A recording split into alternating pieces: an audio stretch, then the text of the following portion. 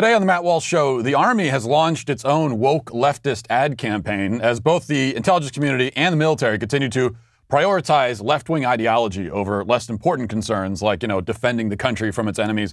We'll discuss that. Also, 5 headlines, including a change to the dictionary that has now turned myself and millions of others into anti-vaxxers. Plus, college students are suspended for not wearing a mask off campus. And outrage over a video of a brutal full-contact drill among little kids at a football practice. Is the outrage overblown, or do the critics have a point? And our Daily Cancellation will discuss the former MSNBC host who has decided that it should be legal to kill any white man who uses a racial slur.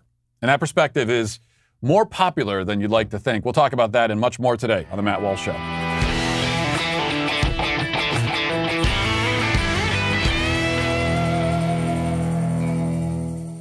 So war rages again in the Middle East. Major fuel lines are disabled by shadowy groups of international hackers. Gas shortages ravage the East Coast. Inflation threatens to cripple the economy. Anarchists terrorize American cities at will. Police departments collapse. Public trust in government plummets to an all-time low. The country faces an unprecedented combination of crises all at once. But don't worry, everything is fine. The good news is that our government is run by a dementia patient. Our intelligence agencies are mostly focused on promoting diversity, and the military is busy recruiting feminists to defeat the threat posed by intolerance and hate speech. On second thought, everything is not fine. We would appear to be, to use the technical phrase, totally screwed. And there's no sign of common sense or sanity being restored in the near future. Which brings us to this.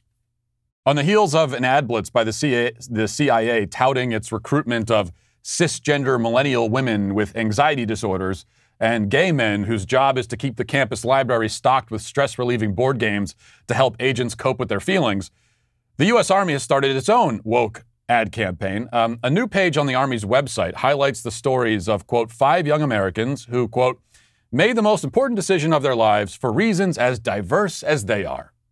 Now, the 5 Americans, all featured in a series of short animated videos together titled The Calling, are, of course, exclusively immigrants and women. Obviously, the Army doesn't want to offend anyone by admitting that it has white men in its ranks. Most of the videos are basically unobjectionable, if somewhat odd. For example, a lieutenant describes how he struggled in school, searching for his purpose in life, before deciding to pursue his lifelong goal of becoming a pilot. He assures us, quote, it doesn't take a genius to become an Army pilot. Now, this is probably true. It doesn't take a genius to learn almost any skill, but it still doesn't fill you with confidence to hear the military making that kind of pitch for itself. Hey guys, doesn't take a genius to do this. Another video tells the tale of a first lieutenant who eventually decided to chase her dream of joining the Army after spending 5 years as a singer on a cruise ship. A scene at the end of the little cartoon shows her staring out from the deck of a ship at sunset, singing about her soldiering dreams. Let's watch that. When I was 17, I had such real big dreams. I said, Dad, I wanna be a soldier so I can be like you. And though the years have passed now, feeling just seems to last now. It's not too hard to grasp now. Hey, Dad, I gotta be like you. I'm just trying to imagine, old school, very old school Army veterans, Vietnam War vet, hasn't been paying much attention recently. Turns on the TV, sees an ad for the Army that's that. It just thinks, what in the hell? Now, I doubt that our adversaries will tremble in their boots when they see that our military recruitment ads strongly resemble Disney princess films. But that is all nothing compared to the profile of Corporal Emma Malone Lord. Now, she tells us about her childhood growing up in a home with 2 lesbian moms and her time spent marching for LGBT rights. Eventually in college, she was inspired by her sorority sisters to pursue, quote, her own adventure, which is how she settled on a career in the Army where she says she can prove her inner strength and shatter stereotypes. If you want to see it, which, you probably don't, but I'll show it to you anyway, here it is. Although I had a fairly typical childhood, took ballet, played violin, I also marched for equality. I like to think I've been defending freedom from an early age. When I was 6 years old, one of my moms had an accident that left her paralyzed. Doctors said she might never walk again. But she tapped into my family's pride to get back on her feet, eventually standing at the altar to marry my other mom. With such powerful role models, I finished high school at the top of my class, and then attended UC Davis, where I joined a sorority full of other strong women. But as graduation approached, I began feeling like I'd been handed so much in life, a sorority girl stereotype. Sure, I'd spent my life around inspiring women, but what had I really achieved on my own? One of my sorority sisters was studying abroad in Italy. Another was climbing Mount Everest. I needed my own adventures, my own challenge. And after meeting with an army recruiter, I found it.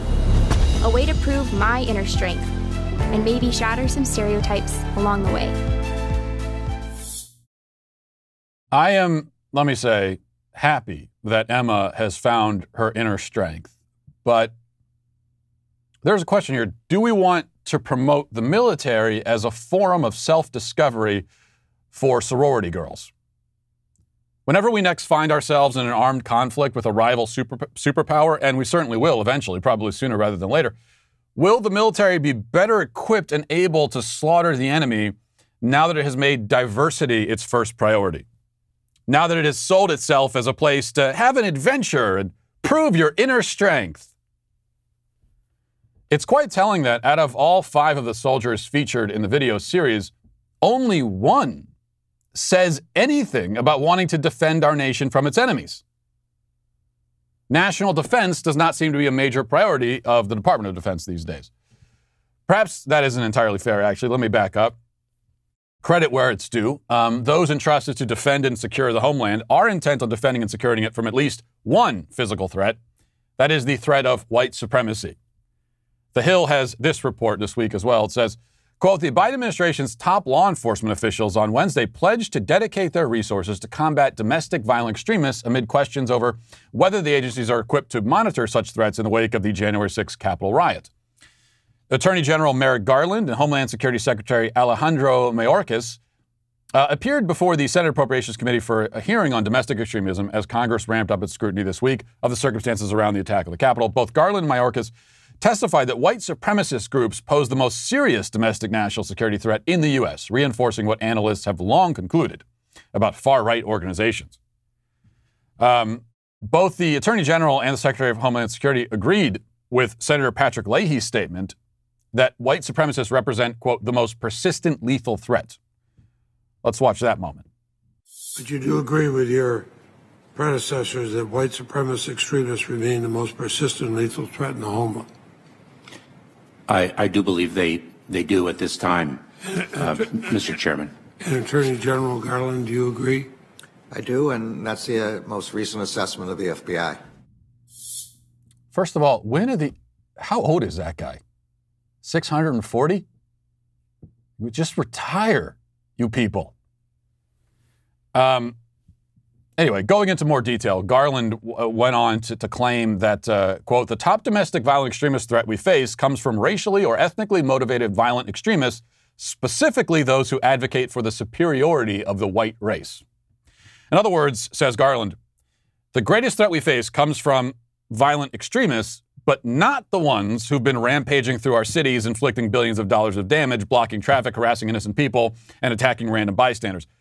Those extremists are often racially motivated themselves, but they're not the ones we should be worried about. Instead, according to the people at the highest levels of government, the racially motivated extremists that should attract our attention are the ones who aren't doing anything and are nowhere to be seen. Black supremacists can whip up a mob of thousands in an instant and terrorize cities for weeks on end. White supremacists can't do anything close to that, probably because they're hampered by the fact that they don't exist for the most part, which is a little bit of a logistical challenge, I have found. If you want to do something but you don't exist, it presents problems. This is a threat that guys like Garland have fabricated. Now, perhaps they really are up at night, frantically tossing and turning, screaming, "No, the white supremacists are coming." But I doubt it. The people who invent the boogeyman don't actually believe in it themselves. It is more that they are politically bound to this conclusion. But whatever the motivations, we are left with the reality that the people running our government and in charge of defending this country against enemies, foreign and domestic, are all either left-wing ideologues or hollow shells and useful pawns for left-wing ideologues. I mean, all of them at the highest levels. They recognize no duty more sacred and solemn than to fulfill that role. They are loyal only to the ideology. They have infiltrated and effectively incapacitated every institution because they will not allow any institution, even the military, to have any priorities above and beyond the propagation of left-wing doctrine. All things and all people must be evangelists for their religion. That is how everything and everyone's ultimate purpose can be fulfilled in the mind of our leftist overlords. And no doubt, our enemies are watching this happen and laughing to themselves and licking their chops and biding their time. All of this, I guess, is just a long way of saying that you can start a free trial of Rosetta Stone today if you want to learn Chinese, which you probably should. Let's get now to our 5 headlines.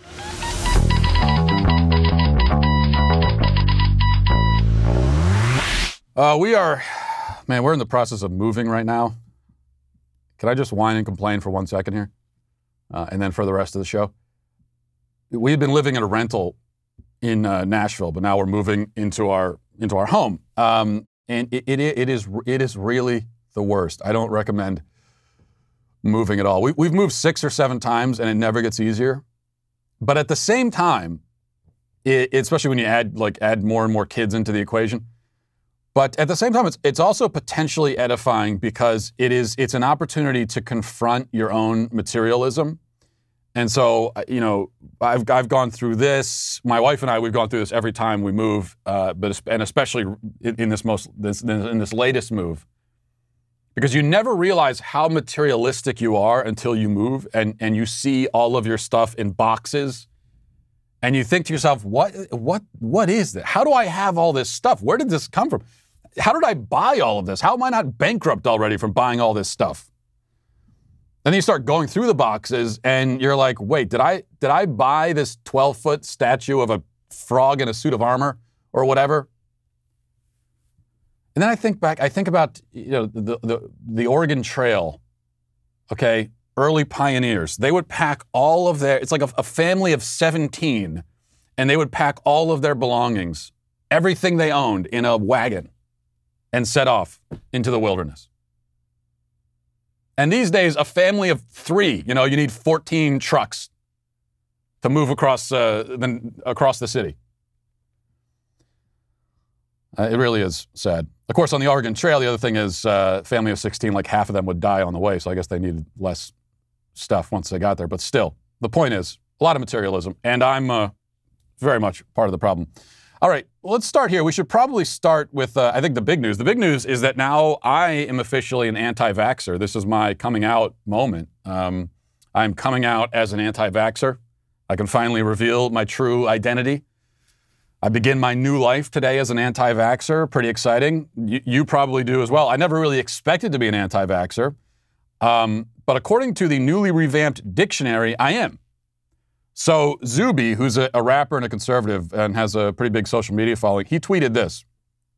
The Merriam-Webster Dictionary has changed their definition of anti-vaxxer to include, quote, people who oppose laws that mandate vaccination. Welcome to 1984. This is the Ministry of Truth. So if you oppose laws that mandate vaccination, that now makes you an anti-vaxxer, according to the change in the dictionary. Which, of course, is how that label, that term has been used now for several months. Because, when you think anti-vaxxer, someone who's anti-vaccine, you think, oh, well, that's someone who's anti-vaccine. They're against vaccines. And there are some people in that camp. Some who are against all vaccines. But I think it's probably a pretty small category. And then there are more people who are kind of more skeptical about vaccines. They're not against all of them in principle, but they're also not going to just take every single vaccine that they're told to take, or they're not going to give every vaccine to their kid that they're told. They want to know a little bit more about it, which is a reasonable perspective. And then there are the people who, even aside from the vaccines themselves, don't think that the government should be forcing its citizens to inject substances into their body, no matter what the substance is. And I am very much in that category. As far as the vaccines themselves, as I've said a million times, my position on whether or not you should get the vaccine is, I frankly don't care. That's totally your decision. Completely up to you. Yeah, I don't have an opinion about what things you should inject into your body. You got to make your own decision, and that's fine. And if there's whether we're talking about COVID or any other communicable disease, and there's a vaccine available for it, if I trust the vaccine and I'm worried about it, I can get the vaccine, and then it doesn't affect me what your choice is. But as far as whether or not people should be forced to do it, obviously not. Yet, anti-vaxxer. So that's we have now the anti-vaxxing ranks have probably grown 100-fold just with this change in definition. All right.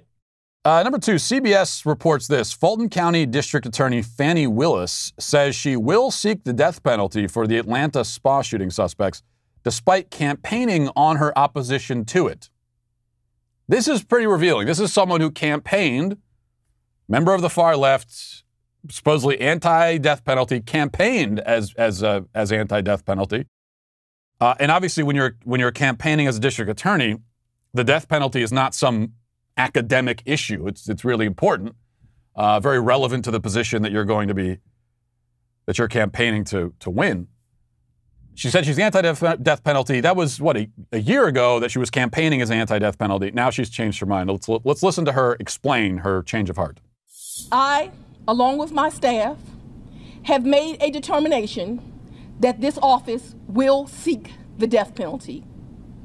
Last year, I told the voters of Fulton County that I could not imagine a circumstance where I would seek it. And at that time, I did not. Unfortunately, a case has arisen in the first few months of my term that I believe warrants the ultimate penalty, and we shall seek it. By the way, to begin with, let me say, I agree that it warrants the ultimate penalty. You go and randomly slaughter innocent people, you should get the death penalty. I'm fully on board with that.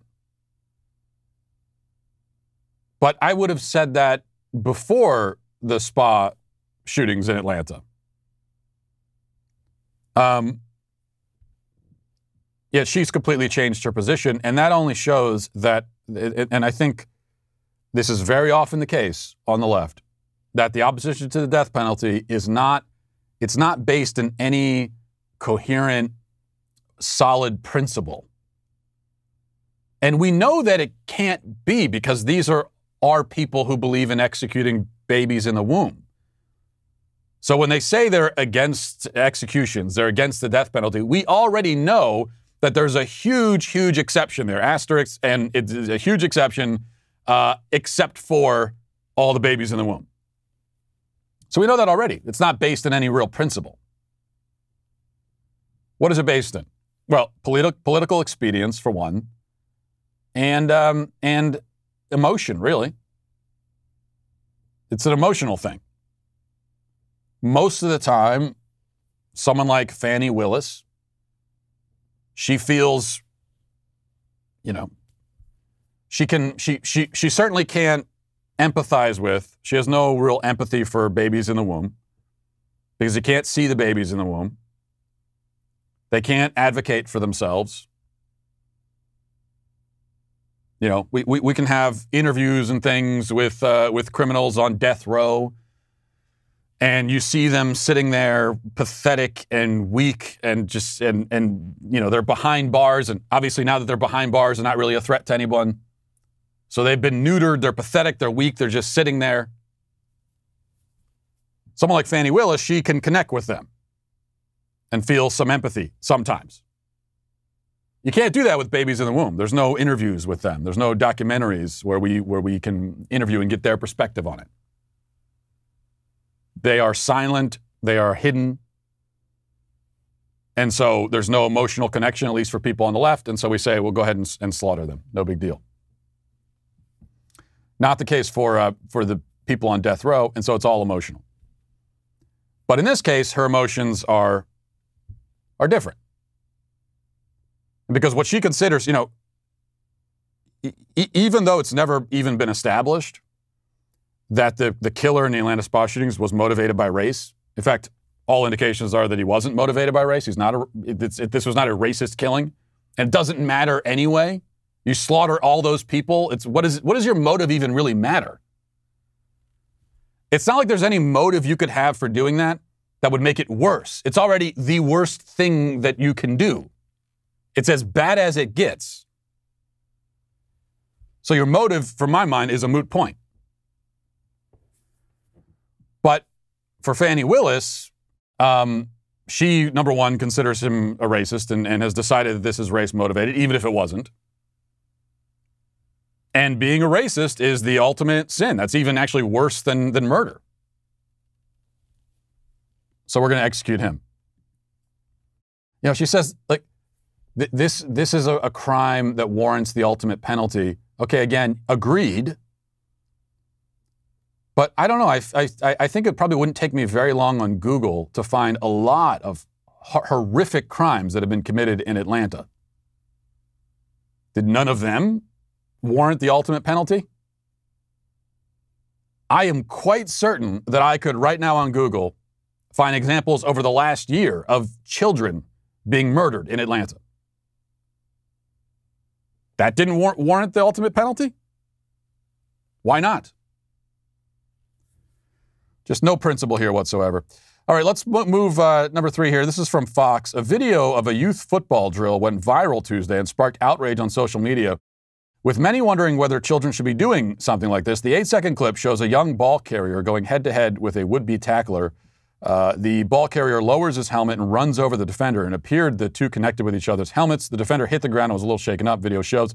It's unclear when the video was taken or what youth football program was hosting the drills. The Tennessee Titans logo was on the field and the players' helmets. The Titans, USA Football, and Pop Warner didn't immediately respond to Fox News requests for comment on the video.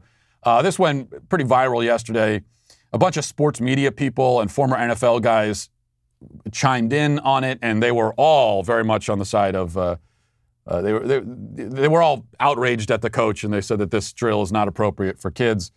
We have the clip. Let's play this here. Let's play the clip. Here are the kids lined up. Run. I wanted to play that because I wanted you to hear, number one, you hear the reaction from the coaches. They're laughing. And if you're watching this on YouTube or on dailywire.com, you can see the kids and how they match up. So it's kind of like a pursuit tackling drill. And the ball carrier has, several inches on the tackler or the would-be tackler. And I would guess 7 or 8 pounds as well, which is a lot at that age. So they are not evenly matched up. These are young kids. How old are these kids? Probably, 8 years old maybe? These are young kids, not evenly matched up. The tackler doesn't have proper form at all, which is expected at that age, but he runs in. Now you got to get down, you got to get low to make that tackle, but he runs in, he's standing straight up. And then the ball carrier hits him, helmet. It's clearly helmet-to-helmet contact, which is against the rules in football. And then the kid falls back and he smacks the back of his head against the ground. That's got concussion written all over it. I would be shocked if that little kid, that 8-year-old kid, does not have a concussion from that. Almost certainly he's got a concussion because he gets smacked in the front of his head and then he hits the ground hard on the back of his head. The first part of his body to hit the ground is his head, absorbing all of that impact.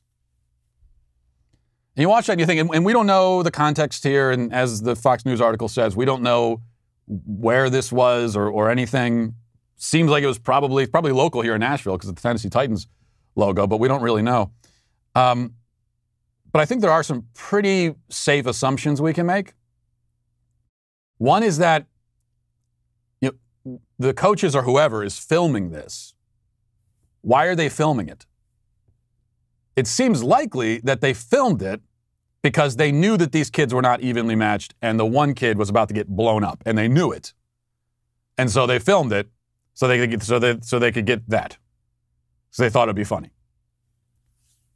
So they've got a kid, it would seem, sustaining potential head trauma for their amusement, and they think it's funny. That is, look, I'm all about, I'm fine with kids playing football. This is an argument I have with my wife sometimes. I think it's fine to have kids play football. She's doesn't really like the idea for this exact reason.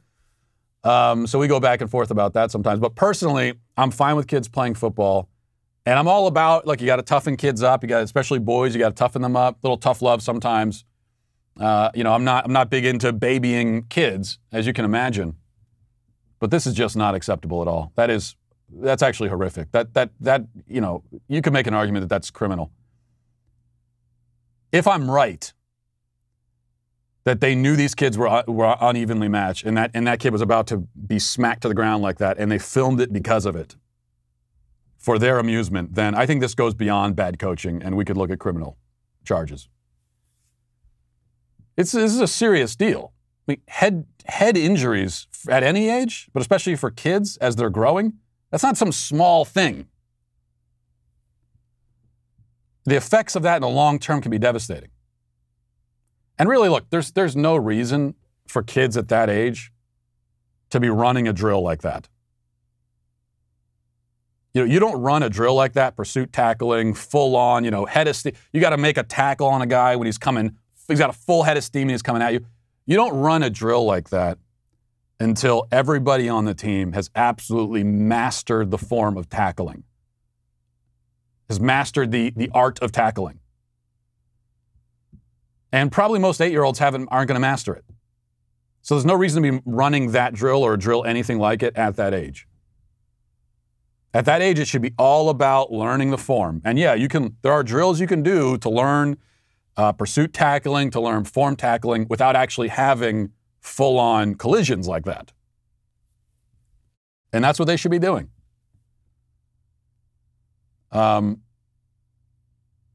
Without the full contact, learning, just running through the drills, learning the form, drilling that into their head. And then later on, at the older ages, that's when you introduce the full contact, head of steam collisions like that. So I think that's just pretty horrific.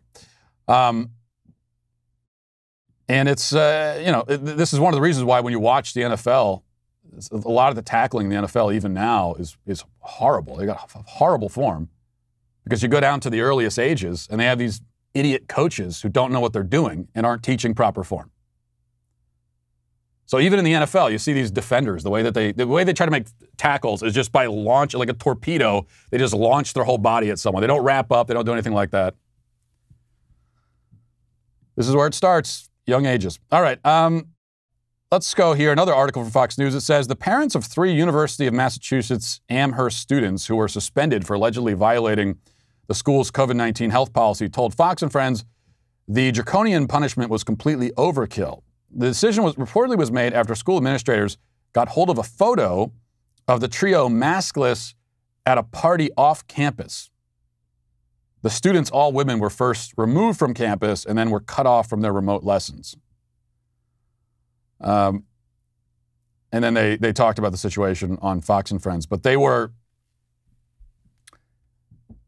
off campus, not even on campus, and now they're suspended for not wearing a mask. How did the school find out about this? Well, apparently they posted the pictures to, I guess it was Instagram or some social media thing. And then someone else at the school, another student apparently, took the screenshot and sent that over to the school and said, look what they're doing. Teacher. That's one element, one part of the story over the last year. maybe the thing that I find most disturbing is all of the snitching that has gone on among citizens.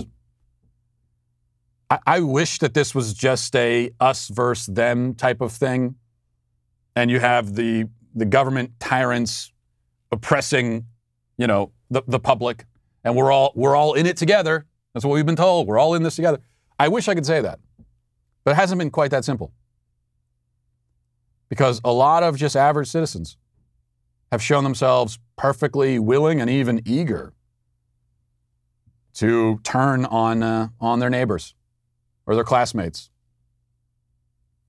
snitch on them, get them in trouble,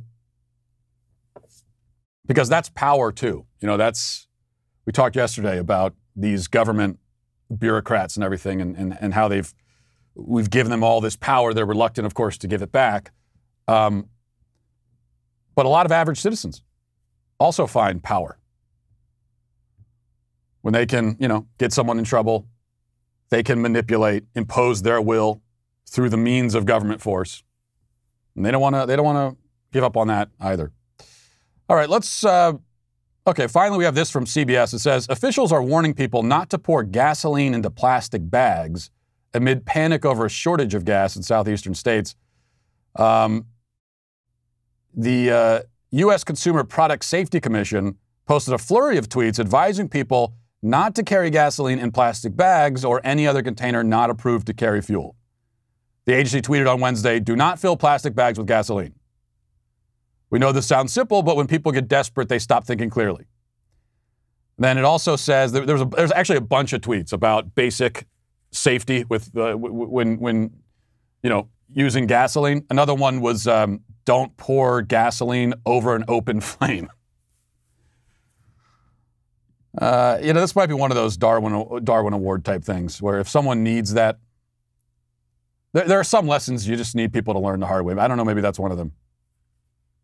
Is that actually is that a thing? Is that a problem? People pouring gasoline into plastic bags? Or is this the government inventing a problem just to give them an excuse to lecture us? I don't know. All right, let's move on now to reading the YouTube comments. This is from Jesse B. Says, Matt, you're 100% dad. Listening to you expound on the joys of parenthood and the visuals you gave for yourself and wife as a young couple growing together through the years and stages of parenthood could be a poem. That was sweet. Well, it's not very often that people have a reason to call me sweet, but I will. Normally that will get you banned, but I'm feeling nice today, so I'll let it go. Adam says, my wife is a very successful surgeon, but she always says being a mother is her greatest accomplishment. Well, Adam, that's a nice sentiment, and it sounds like your wife is a great woman and a great mother. I will say, though, not to be pedantic, but being a mother is not her greatest accomplishment because it's not an accomplishment at all. Simply being a mother is not an accomplishment. Literally any physically healthy woman can be a mom, right? There's no achievement there. The achievement is to be a good mom, to be a good parent, which I'm sure she is. I'm not saying she isn't, but I do think it's important for us to remember that if we want to call parenting an accomplishment, we have to earn that. And sometimes maybe as parents we can lose sight of it. So it is important to remind ourselves. I'm sure your wife has earned it or will. I'm offering this as kind of a general thought. It's kind of like you hear parents all the time say, having a kid was the greatest thing I ever did, the best thing I ever did. And it can be, and I hope it was. But that's also up to you. It's like you have the kid, but then there's that's the easy part. Especially easy if you're the man, the having the kid part. Because we don't really have much of a role at all. Although we still have more of a role in that than I wish, because I wish we were back in the 50s when the man would be at the hospital, they have the smoking room, and we're just out there smoking, waiting for the deed to be done, everything's cleaned up, and then we're called back into the room. I would prefer that. But either way, even for the women, the actual having of the child is the easy part compared to the challenge of now being a parent on a day-to-day basis. And that's where, that's where the accomplishment comes from. Now, being a good parent for years, right? Every single day, waking up every single day and being a good parent, not perfect, but good. That is extremely difficult. And if you can pull that off in a sustained fashion, then I would say that is a great achievement and would probably be anyone's greatest achievement in life. Trust Me says, here's my thought when I hear Fauci speak. Good thing the emperor wears no clothes. It allows us to see how full of bat guano he is. You know, I got to say, I prefer not to think of Fauci naked. My God, I just thought about it. I'll never recover from this. This is your fault. You put that thought in my head. Mr. Kwong says, Matt, I tried finding a wife when I was young, but didn't find my wife until I was in my late 30s. I agree with you completely about getting married and having kids when you're young, because it's hard for me to keep up with my 2 young boys, but God didn't have me marry and have kids until I was older. So I'm going to encourage my kids to get married when they're in their 20s. Right, that's what we were talking about, the advantages of marrying young and how it should be encouraged in society. It's better, generally speaking, that people getting married younger than the situation we have now. But that's also why I said that's not how it's going to work for everybody. So your own individual situation might be different, but when we talk about what our general goal should be and attitude should be, I think that should be it. Christian says, please react to the masterpiece Back in Blood by Pooh Shiesty. I think it has a lot to say about the essence of human existence and is one of the finest pieces of musical art the current generation has produced. What? Pooh Shiesty? Is this a rapper, I assume? Pooh Shiesty. What? I assume as a rapper, I don't know exactly what the process is as a rapper for picking a name, what your rap name is going to be, but I assume you can really pick anything you want. And you go with Pooh? Pooh is in Winnie the Pooh? I assume to have a name like that and pull that, I don't know anything about Mr. Pooh Shiesty, but I will assume you got to be a real tough guy, you know, to pull off a name like that and to not be ruthlessly mocked for it every single day. I got to assume this is a tough guy, but I'll look into that song and maybe we'll review it. I believe you 100% that it sounds like it probably is a fine piece of art, and I'll look into that. And finally, Carrie says, I love how as soon as Matt demanded everyone hit the like button, the likes jumped by about 500 likes. Did they really? Maybe that's it. So you have all these other YouTubers who are groveling for likes. Hey, smash that like button. Yuck, yuck. Come on. But maybe I've stumbled on what it really is. You have to demand. Put down your foot and demand it. Hit that like button. Hit it right now. We'll see if it worked again. I prefer that method. You know that I'm always right about it. Even when I contradict myself, I'm right on both ends somehow. So when I say we're in the middle of an authoritarian power grab by the out-of-touch weirdos at the top, you should probably believe me. And if you don't, just think about that for a moment. Lockdowns, cancel culture, the ideological indoctrination of children that I'm always talking about, it's all right there. That's why you should pick up a copy of Ben Shapiro's new book, The Authoritarian Moment, to learn how we got here and how to fight back. So if you want to preserve your individual rights and protect the ones you love from mob rule, The Authoritarian Moment is now available for pre-order at Amazon, Barnes & Noble, or any other major bookseller. Go there now. Make sure to pre-order it. Now let's get to our daily cancellation. Our daily cancellation today, surely one of the most deserving cancellations I have yet dished out, starts with a story out of Dunkin' Donuts in Tampa, Florida. Last week, according to police, a Dunkin' Donuts employee named Corey Pujols punched a 77-year-old customer in the head, knocked him to the ground, and fractured his skull. The victim died in the hospital 2 days later. Pujols has been charged with aggravated manslaughter because of it. Now, the assailant says that he assaulted the elderly man because the man had repeatedly used a racial slur. Apparently, the man was upset about what he perceived to be poor service at Dunkin' Donuts that day. They argued, things escalated, and that's when the victim allegedly used the slur. We're not told what the slur was. Nor is there any proof that it actually was used. It doesn't really matter what was said, obviously, as no word could possibly justify murder. But it is worth noting, all the same, that the assailant claims a slur was used. By no means does that guarantee that it actually was used. Because he used a racial slur is an excuse often offered in these situations, and very often it ends up being a lie. Either way, in this case, the assailant killed someone, and that's all that matters here. At least as far as I can tell. Enter now former MSNBC host Touré Neblett.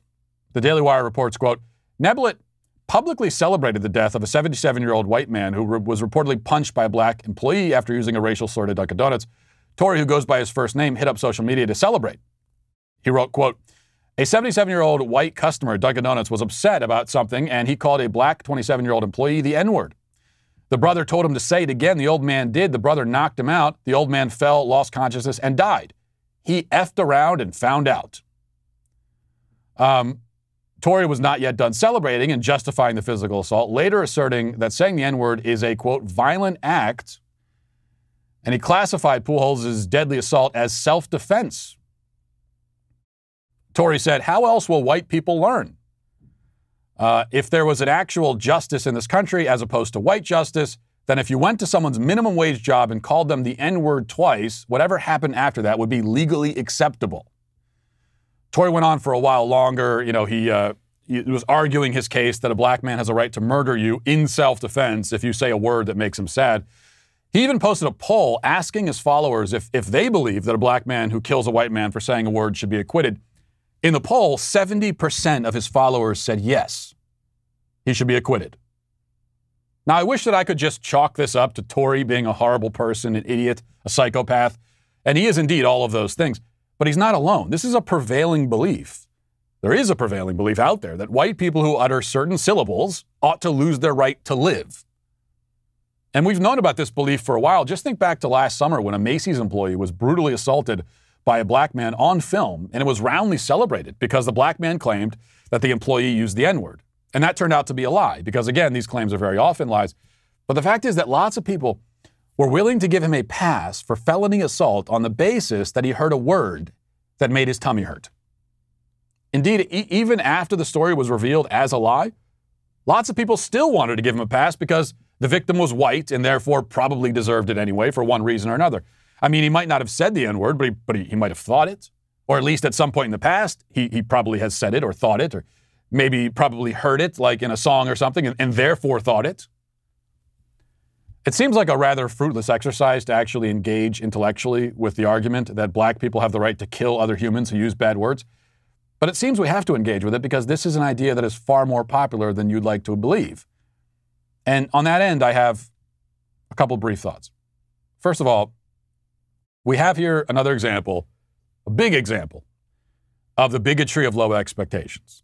Now, Touré is black himself, so it's a sort of strange self-bigotry, self-loathing thing in his case, certainly among the white people who endorse Toré's point of view. And again, there are more in that camp than you'd like to believe. What they're saying is that the black man who kills the white man over a word cannot be expected to control himself. It would be unreasonable, as the logic goes, to demand that he refrain from beating an elderly man to death.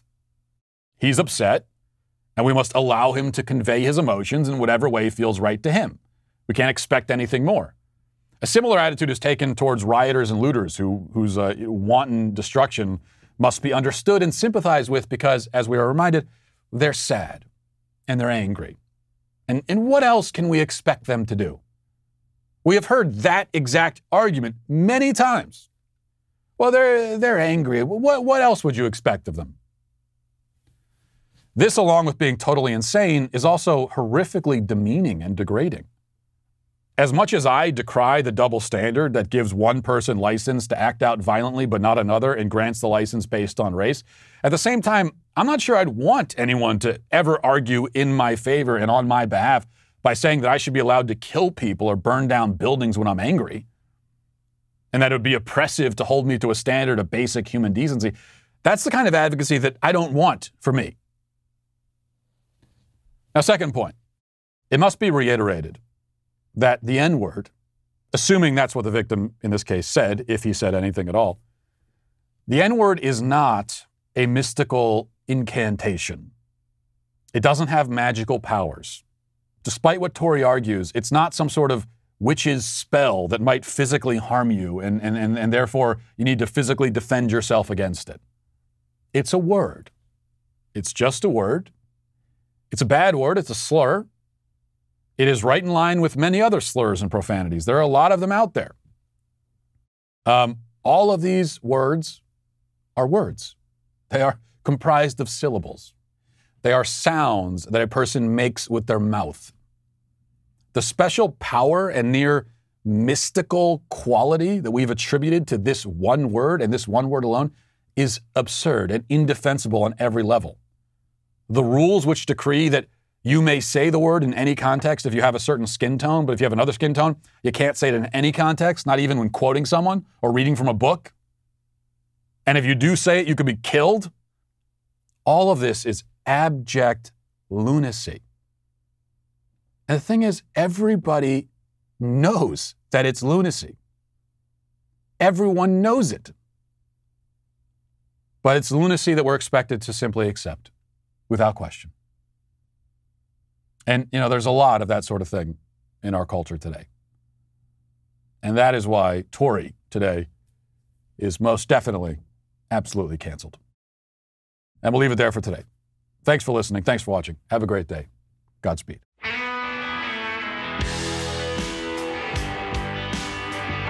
The Matt Walsh Show is produced by Sean Hampton, executive producer Jeremy Boring.